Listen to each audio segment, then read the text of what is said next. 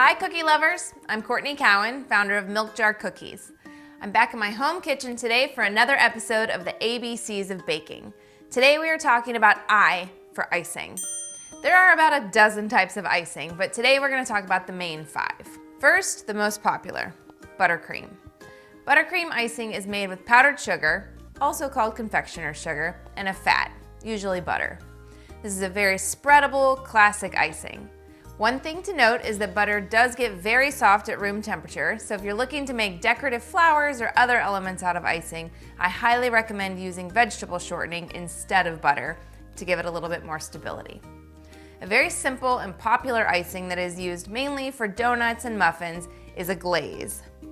This second type of icing is made when you combine confectioner's sugar with a liquid to make it a very thin consistency.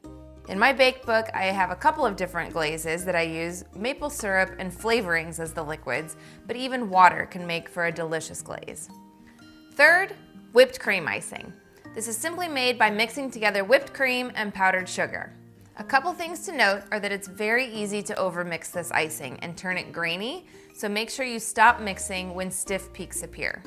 Also, anything with this icing on it should definitely be stored refrigerated. The fourth type is one of my favorite things in the world, ganache icing. Melted chocolate and heavy cream, count me in. And the shiny look of it is oh so pretty. A little tip to keep that shiny look from getting dull is to add a couple tablespoons of corn syrup or glucose to your recipe. The last kind of icing we're going to talk about is royal icing, which is the hard and crisp icing that's used to decorate sugar cookies. It's made with confectioner's sugar, egg whites, and liquid. One thing to note is that if you are in a humid environment, it will take a long time to harden, so try to get some airflow going to help with that process.